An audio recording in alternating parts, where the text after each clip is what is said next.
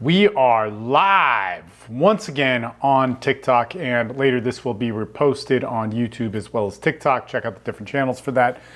Because basically what we're going to do is we're going to answer a bunch of different questions on divorce and custody and different things that guys go through in this, which are unique to men. And if you don't follow me on YouTube or TikTok or these other things, please do. The other thing I'd like to mention on this is that a lot of people message me daily, a lot. The best bet you're gonna get is to reach me on email and not on TikTok Messenger. TikTok Messenger is just harder to use and all these different things. And so is Instagram for that matter. But you can definitely contact me. The best way to get involved is to join my groups. But the reason why I'm making this content is because a lot of guys can't afford my groups, and the tragedy of men, not just in custody and divorce, is massive in our culture. The tragedy that men go through is just huge. What we face on a daily basis as just being a guy, trying to work, trying to have a job, trying to support a family, trying to work your ambitions, trying to fulfill the American dream, the childhood dream, whatever it is, men are faced with so many different things. And this doesn't mean it's not men versus women. Women have their struggles too, absolutely. It's not that men's struggles make women's struggles negligent and vice versa. It's that each sex has their own problems and men's problems are unique. And in so many ways, I'm also going to say this, that things like the struggle for women, like feminism and whatnot, which had its purpose, I truly believe it had its purpose, caused major problems for men. And if we don't see that, the solution that we give is going to be equal, or it's going to cause problems. We're going to create a solution that gives alleviation to men in our generation or for part of our generation for a couple of years or something like that, and then it's going to create problems. So male problems are huge. Just some of those have to do with custody and divorce, but basically my job has been coaching men on all these different things. So I see a lot of people filling up, which is super, super cool in the TikTok live feed. If you have questions, write them in. I'm gonna get to them and answer them. I'm probably only gonna be on for about a half an hour. If you guys don't know this, I coach all the time. And I coach for my paid groups. And basically what that means is if you pay a monthly membership or you sign up for 3 months or 6 months, which is usually good for a divorce and a custody thing, to be able to sign up at a 3-month block. But you're going to get a ton of interaction from me and my communities. You're gonna get help from therapeutic sides of the community. You're gonna get help from legal aid, from different attorneys, all these different things that I really do a lot for working with men. And I've had a community that has had a minimum of 30 hours every week for 15 years. So a minimum of 30 hours of calls, I should clarify that, every week for 15 years. And I've been coaching for almost 20 years. So groups and communities are my thing that really help people out. And as I wait for some questions to come in on whatever you may have that have to do with coaching for men and yada, yada, yada, especially around custody and divorce, I want to get to this because in 2022, I started writing a book and I finished it, and then the editors told me that I had to redo it. And then I waited for all of 2023 and just kind of sat on it. And in that time, it made me think a lot about my job and what my job has been. My job has been there to make money and provide for myself. It's the only job that I've had during this time.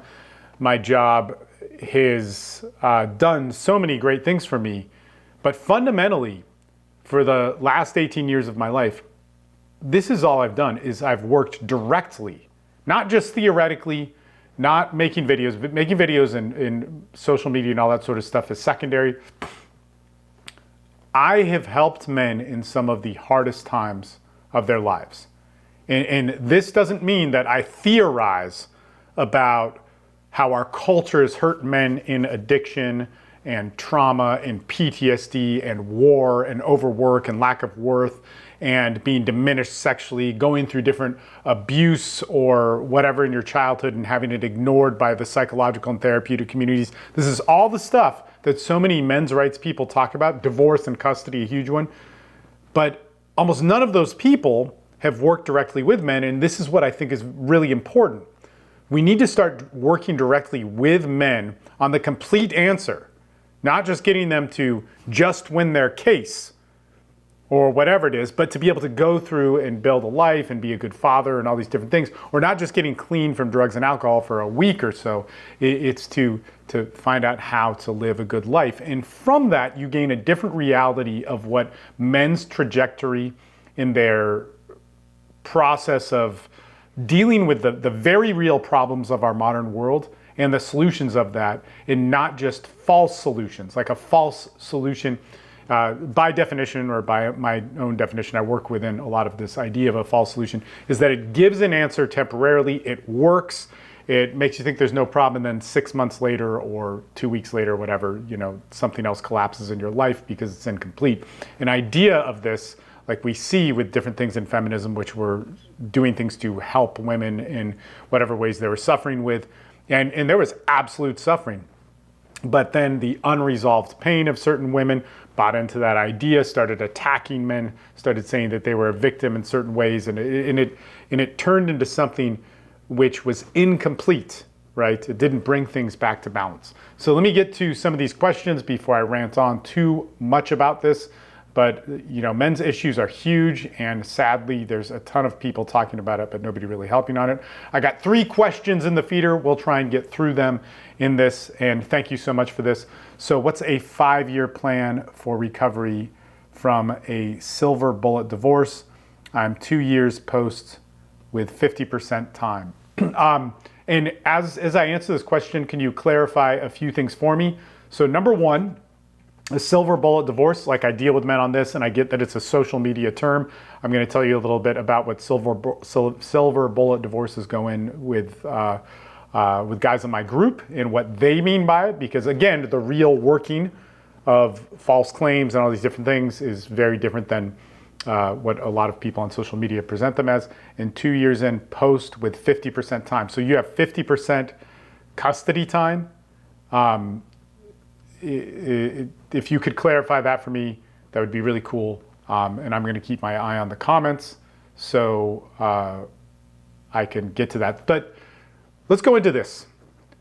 In a 5-year plan for a guy that's going through a divorce in custody, how I understand it with the question that's written in, I asked for some clarity on it. Hopefully I get it. But a silver bullet divorce, and usually a silver bullet divorce, from my understanding and working with men and helping them through the whole process from the beginning to the end, the court case, the not being able to see your kids, being parentally alienated, fighting false claims, working with legal teams on that, then getting past that, getting it dismissed or whatever the situation is, which takes a long, long time, and then going through repairing different things, having to co-parent better, dealing with the resistance from the mother after the court has dismissed whatever claims or moved on from whatever claims, and the mother's still creating whatever issues, the gossip, the reputation ruining, all these different things.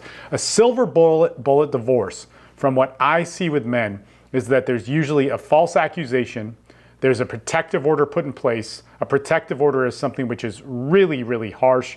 For a temporary protective order is where it starts. 2 years is usually what a protective order is for. You cannot see your kids for those 2 years.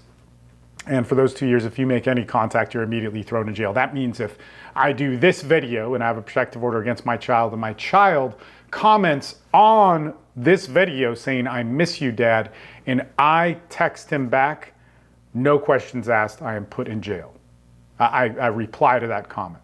Even if I have a social media manager and it's not even me replying and they posted it, I go to jail. Okay, so any contact, you're put in jail. So it disempowers a father in all these different ways. But in any case, this is where I see silver bullet divorce and custody plans of where they go. And that's why I'm asking for clarity, because then it says later on in the question, I have 50% of time now, which I'm not sure if that means custodial time, but if you had a silver bullet custody issue, you would not have 50%, you would have no time in my definition of what this is.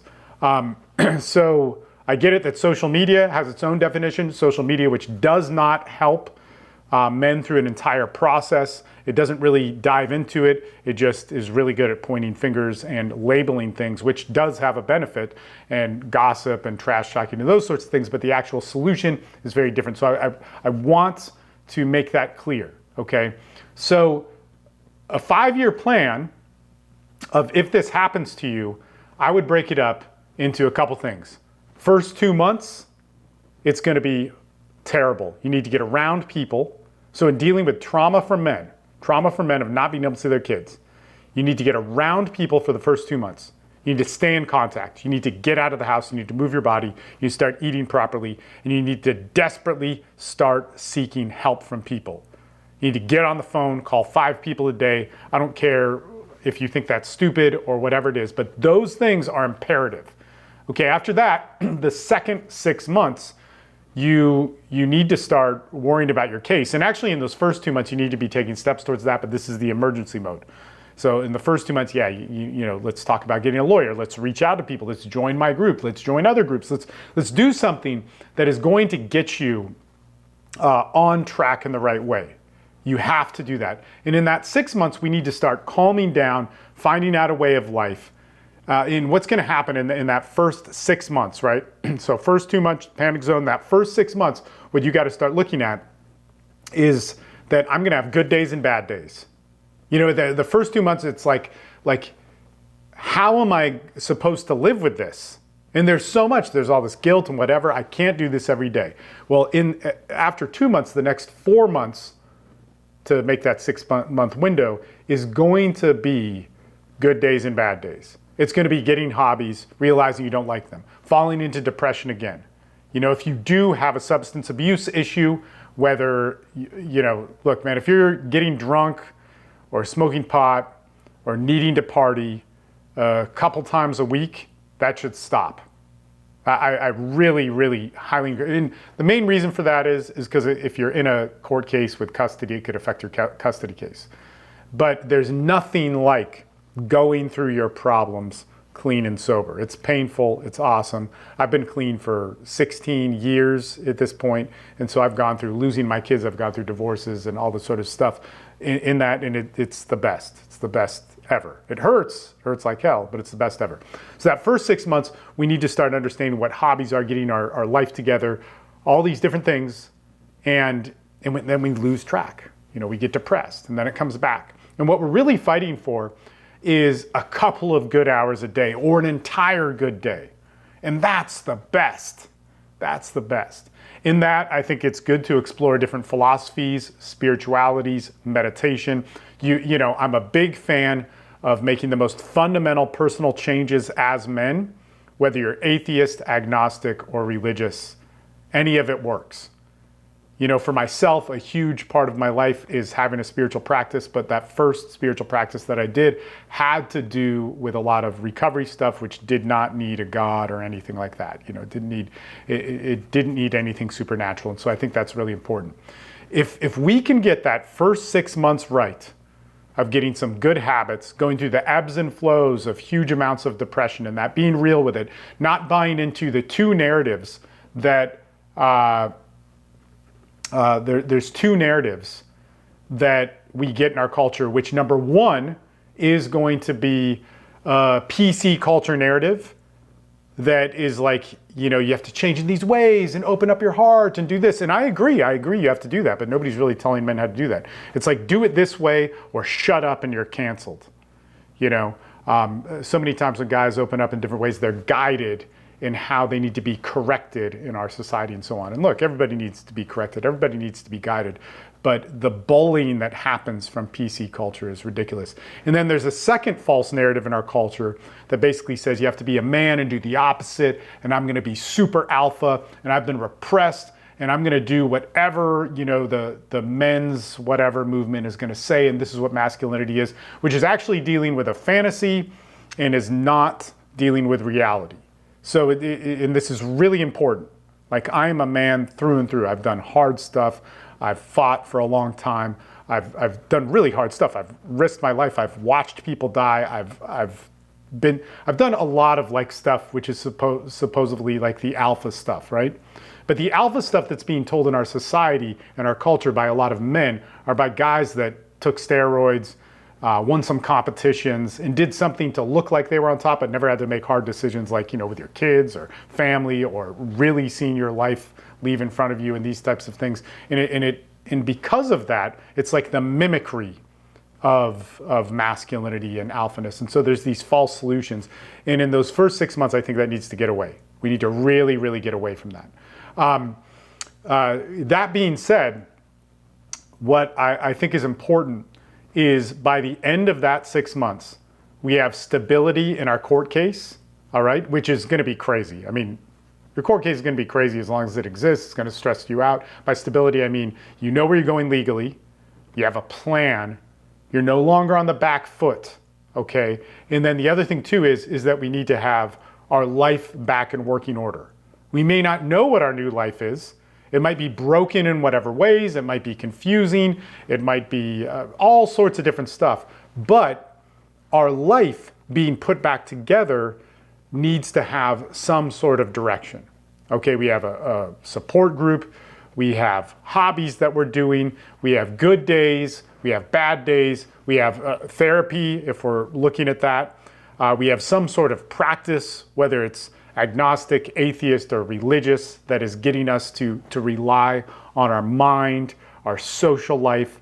We're still full of hate and resentment and anger and blame and judgment and all this sort of different stuff, but we're seeking a direction that's better, okay? And this is also important to acknowledge and reference within this. And that should take us through the year. And in that year, new things are gonna happen, right? New things are gonna happen. We're starting to co-parent. Hopefully we're seeing our kids again.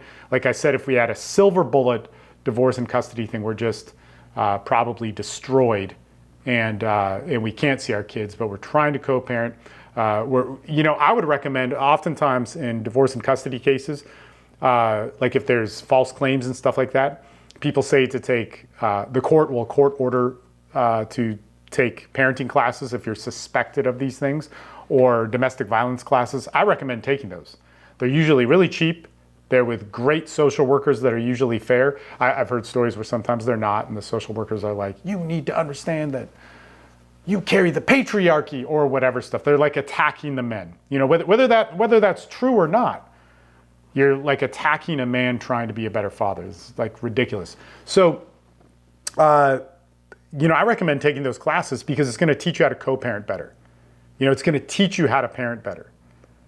There was so much that I got out of these classes that I took way back when in 2012 and 13 and whatnot, of anger management and parenting. Oh man, so good, so good.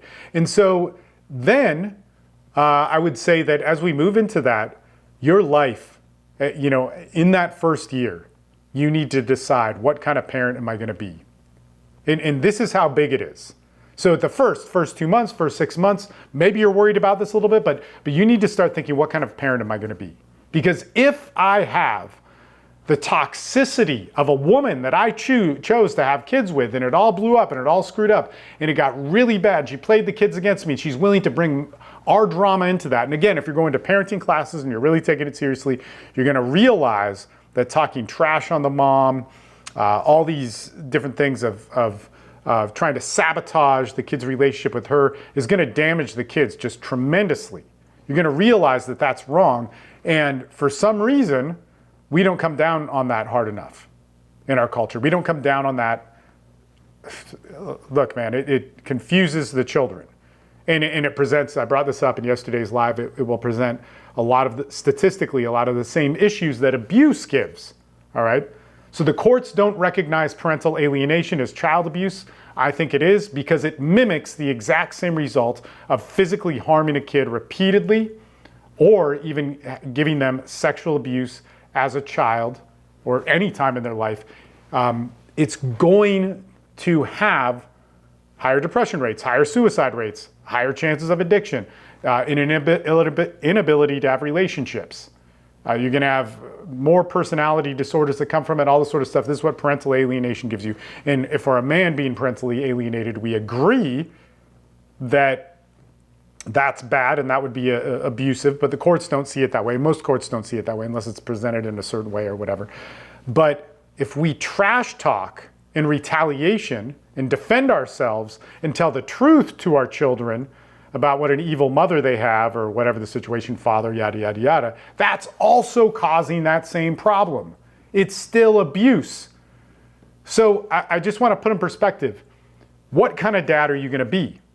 What kind of dad are you going to be when the mother or whoever is psychologically abusing your children?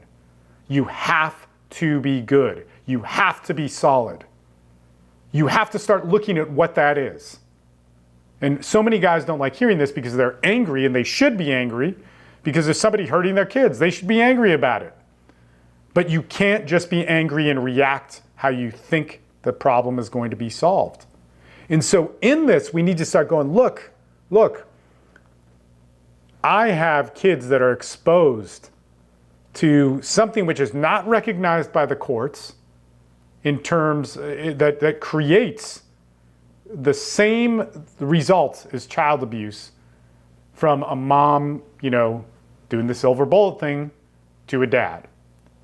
So the dad I have to be needs to be a dad even now, more than ever, more than the commitment that you had when you first held your son or daughter, or whenever that moment came about and you go, man, I'm going to be a dad. You need to be a good man.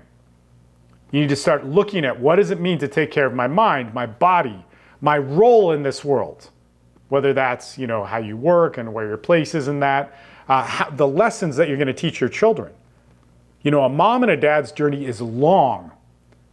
That child is going to have confusing times in front of them. And if they have a dad that's always inconsistent and so selfish that it has to present how the mom is a liar at any given moment when he has them, then that child can't have trust to ask their father. So who are they going to ask?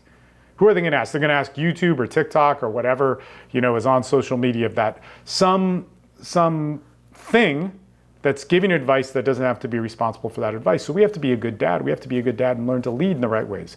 We need to be good dads that understand that even though we're broken and we're in pain and in the long process of rebuilding ourselves that, could take 5 years of bettering ourselves, we need to learn morality. We need to learn integrity. We need to learn that we're going to have to be teachers later to our children who are going to have unnecessary confusion because of the other people involved in the custody case. There's going to be so much to that. So as dads, we need to start realizing that that we need to up the ante on bettering ourselves. It's so important. And I see there's a lot of women who've joined the live feed. Welcome. You're all welcome here. It's all good. I've just been coaching men for so long. That's usually where it goes around. But if we're a parent and we're entering into a high conflict custody, divorce, battle, all these different things, and our kids need to understand that they don't have to be put in the middle by us and that we have to up the game because those kids are going to have extra problems statistically. I hope they don't. That's awesome, but you can't just will it. There's an action that has been taken that gives unnecessary stress to a child that in our culture results in higher addiction, higher suicide, higher depression, higher personality disorders, higher chances for, the hypersexual behavior at early ages, all these different things. All these different things that cause bigger problems, and in the future generation, they're going to cause a bigger problem. So we have to up it as parents. We have to absolutely do it. So I went on kind of a long rant there. I don't know if that really answered the question. I'm going to go back to look at some of the other questions and see where we're at. And I really appreciate you guys watching. I'm going to try and do this as much as possible. Just as another thing, my work, I coach with men in groups and communities. We have over 30 hours of calls a week for our communities. We've done that minimum for 15 years. And I know a lot of people can't afford my groups. They're like, who's this guy online that's talking? I'm doing these lives basically to give help to people. Last night we did 7 hours of calls. And then what a bummer. You can only go so back in the messages or in the comments to see what other people wrote. So I can't actually see the other two questions that people wrote in that were asking me something. So if you do have another question, I'm sorry, you guys, if you were waiting around for me. That's a bummer, but there were so many likes that it buried them in the comment section. I guess TikTok doesn't look at that. If you have any other questions, please write them in. I'm going to talk about something else here, which came up, and I'll riff on it until I start to see some questions come in. And like I said, we'll go probably for about 10 more minutes on this, just because I have to get through the rest of my day and deal with, clients and whatnot. But I will be posting this video on YouTube and on TikTok. If you go to my feed, you can see yesterday's live feed. They are slightly edited, meaning like the downtimes when I'm looking through comments I cut out, and probably this I might cut out and so on. But you can get the information if you want, and then there's just tons of resources on my TikTok and YouTube and whatnot. I want to talk about this because one of the hardest things in custody is choosing the right lawyer. And one of the guys in my group actually wrote a book on this, and it's excellent. I'm going to start advertising it. And sadly, there's no way to get it right now, but by next week, I'll put it out. But it's all on finding a family law attorney. In this book, like if you make a mistake on that, it's a $10,000 mistake. And it could just not be a $10,000 mistake. You could pay more, and alimony, child support, you could get visitation screwed up on it. There's all sorts of different things. So we want to be able to find a family law attorney. And even if you are going in pro se and representing yourself, which I wouldn't recommend, but a lot of people have to do it. And there's guys in my group that have done it. There's a lot of resources on that. You still want to look at this book because it teaches you. I think the most valuable part of this book is what and how to interview attorneys, and how to interview attorneys based on what the laws are in your state and county. So you have to start learning the laws within your state and county. And if you don't do that, you can't properly interview your attorneys. And so there's a huge emphasis on this in our groups. Like, we spend a lot of time on this. How do we learn the laws in our state and county? How do we start understanding the judge and how that judge is going to rule? Because those are the two boundaries that we have to look within that are going to determine our case. And remember when I was breaking down, some of the mental issues when it comes to divorce and custody. I will tell you this. Okay, I just got a question in and I'm going to get to it. But let me just finish this thought, because this is super important. One of the biggest problems in divorce and custody, when you're going through this and you're in high conflict and there's no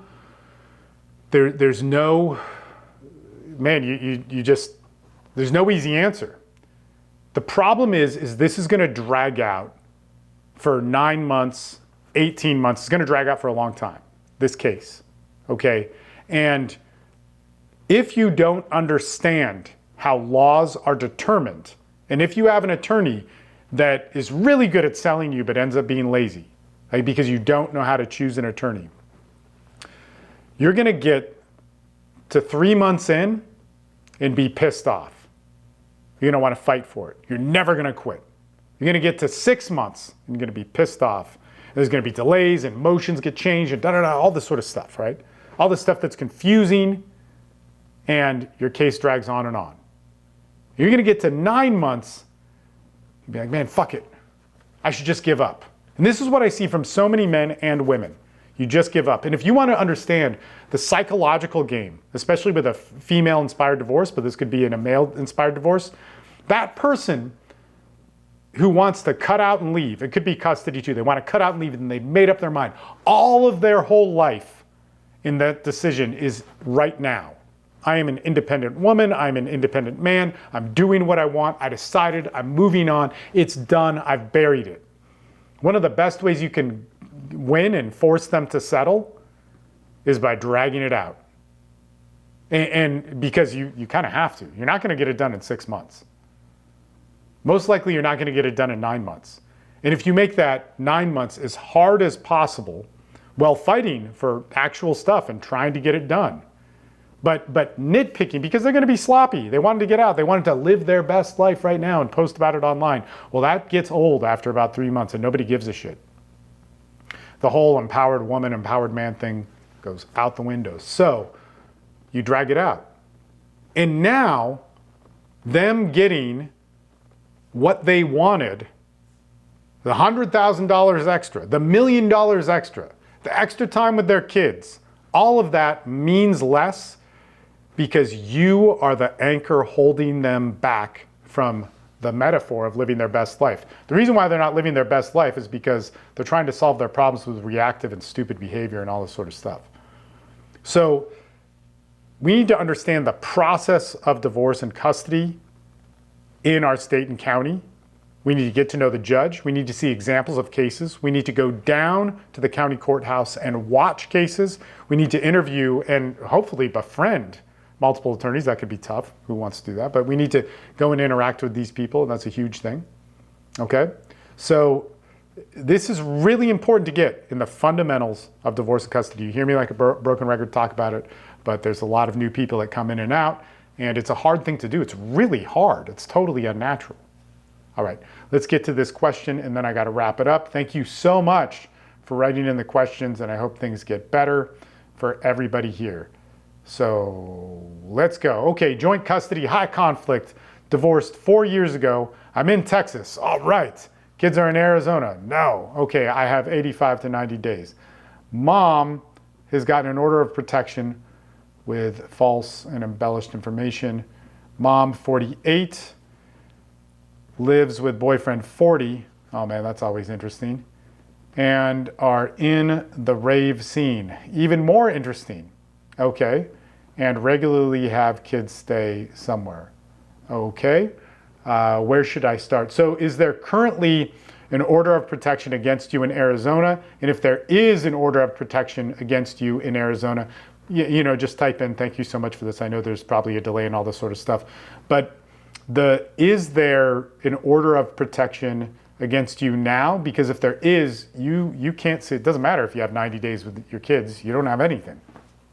But let's go through this, and I'll wait a little bit as you answer, and then I'll riff for a little bit around the general idea of this. So this is interesting, okay? Having a case in Texas or Arizona are both good states. Both good states to have things in. And so yes, there's an order of protection. Okay, did you already go, is it a temporary order, or did you go to court in front of a judge and they put a protective order on you, and for how long is it? Like how, is it for 2 years or what's up? And as I wait for this, I'll continue. So Texas and Arizona are good states for custody battles. They're good states because for divorce, the division of property is much better. Alimony, these types of things are much better. And for custody, they may not be the best, but they're not as bad as California. Things like child support and these types of things are much better. Okay, so you have an order of protection for 2 years. All right, let me break this down. So first and foremost, if you plan on fighting this, you're gonna be fighting within Arizona, and it's gonna take you 2 years to fight it. That doesn't mean you don't need to fight it. What I would recommend, I had a protective order put on me, and it lasted for 5 years. I didn't get to see my kids. An order of protection will generally, and really not generally, you can look it up, will mean that you can have no contact with your children. And there could be different things that are written specifically into your order of protection, but you can have no contact. And it might just be for one child. It might be for her, which would be great, and not for your kids, but there's all these different things. Once a woman gets this, this is the silver bullet, you know, custody battle. Once a woman gets this, she usually relaxes. And dysfunctional people, they can't not be dysfunctional. They always move back to dysfunction. And usually if you were in a relationship with them, you were the one saving their butt all the time and this sort of thing. So, okay, so, man, I'm saying this with all respect. So he's messaging me at the time. He says that he has contact with his kids. He just can't have any contact with her. Awesome. That's great. Okay, that, like, at least you have that. Because if you couldn't see your kids, it would be so bad. Now, she can do all sorts of things, which is generally called parental interference. And In the state of Arizona, I don't have any experience with leading men guys through that. Some states don't care about it, but parental interference is what we always deal with. It's like, we have our day off and da-da-da-da, and then somehow they're busy and don't answer our text messages, so it keeps us from being a dad and yada, yada, yada. So she's probably doing a lot of that. If she's in a rave culture, now look, I think you should be able to date and have relationships with whoever you want. If they're younger than you, older than you, and da-da-da-da. But when it comes down to a lot of people who are super attention seeking, do this with their kids, cut out a father and thinking that's good parenting, or cut out a mother, either way, and they start dating people who are younger than them, especially if it could be men or women, there's usually a power dynamic in that, and that's a big assumption. But in that assumption, I would move, and it sounds like it's right, a lot of irresponsibility, a lot of partying. We said they're in the rave culture. If you can start showing suspicion of drug use, in drug use here's the interesting thing. When it gets to drug use, you can drink and be a parent. You can get drunk all the time and have a parent. If you have a DWI or a DUI, that changes things. But if the kids weren't in the car, you could still make an argument that in parenting time, you're good. In a lot of states, you can smoke pot and be a parent. You just can't be high in front of the kids, and you can't smoke pot in front of the kids. And there's tons of people that I know that smoke pot with their kids, and you can't do that, okay? Unless it's legal or whatever. And actually, if they're under 18, it doesn't matter if it's legal in your state or not, unless there's some weird law that I don't know about. But you cannot test positive for cocaine, crystal methamphetamines, MDMA, heroin, other opiates like pills and whatnot, painkillers, barbiturates. You can't test positive for these drugs and be a parent. And this is where the courts get involved. So for instance, if you're in a custody case and you ask for a hair follicle test, right? Which they're only going to care about 3 months. I wish it went back 6 months. Like I said, I've been sober for 16 years. When I took mine, I said, I want the hardest one.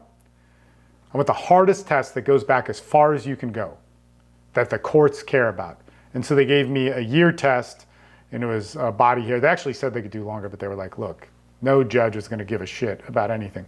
And they didn't. They only gave a shit about 3 months. But I wish they went back further.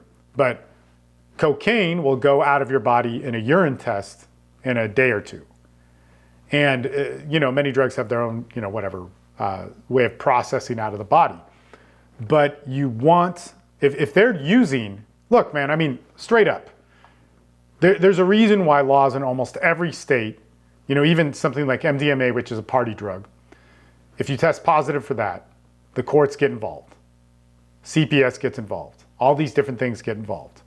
And there's a reason for that, is because it's generally dangerous. Now, you can have your opinions about that. A lot of courts get stuff wrong about men. They're overreactive and they ruin men's lives. But that's what the courts care about. And if she's going to a lot of raves, she's probably doing MDMA. Maybe not. I don't know. There's a lot of different things that could be happening. And if that is documented, okay, so he says the order of protection says he was stalking. That's where it gets tricky. And you do need to talk to an attorney in Arizona that regularly argues these types of cases. So it's not just a family law attorney, could be a family law attorney, but they need to understand protective orders. And they need to understand different claims of stalking and whatnot. Because if there's a concern for your child, you need to be concerned for your child. You are. I'm not saying you're not, right? But you need to be concerned for your child in the sense of, how do I do this? How am I going to move forward in this? And in this, he says, can't afford an attorney. Okay, very common thing. Okay, but we don't stop there. And I'm just going to go back to this whole attorney thing of finding an attorney. Whether you find the best attorney in the world or you can't afford an attorney, you have to work with the same diligence on your case. Okay, this may not make sense. You pay an attorney $20,000. They're the best. You should not have to worry, right? No, you're gonna have to learn to work. You have to, because everybody makes mistakes and whatnot. So what I would say is, number one, man, if this is all you can afford in these live feeds, please come on, talk to me, all this sort of stuff. I'll try and build more of a community around it. I work a lot. I work 60 hours a week at all of this, and it's a lot, and it's hard. It's hard listening to guys' cases and losing their minds and talking them off the ledge and being there at 3 a.m. or whatever when these things are happening, yada, yada, yada. This is my entire life. But I would absolutely say, if you can afford the $147 to come to the group or something like that, do it. It'll be your money's worth. And if you can't, then yes, this. But in this case, in going in pro se on this, I would contact attorneys, get interviews with them, get consultations with them. You need to learn how to talk to attorneys too and not be like an asshole and just, but just like, hey, I'm trying to get this. I'm shopping around for attorneys. I live in Texas. I'm trying to blah, blah, blah, blah, blah. Here's the situation. Can I talk to somebody? People are going to, hang up, all that sort of stuff. You got to try for it. I would also get online and start watching cases that have to do with family law and you need to flag it up when there's stuff that has to do with protective orders. There's guys in my groups that watch weekly the family court in whatever state and county they're in or their cases are in. And they study it.